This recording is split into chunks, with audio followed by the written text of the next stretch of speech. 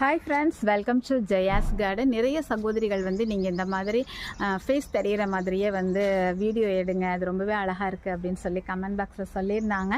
So அதனால தான் சரி ஒரு வீடியோவாவது இந்த மாதிரி எடுக்கலாம் அப்படின்னு சொல்லி முடிவு பண்ணியிருக்கேன். நேற்று வந்து நான் எல்லாருக்கிட்டேயும் வந்து இந்த செடி பற்றி கேட்டிருந்தேன். இது என்ன செடி தெரியுமா அப்படின்னு சொல்லி உங்ககிட்ட கேட்டிருந்தேன்.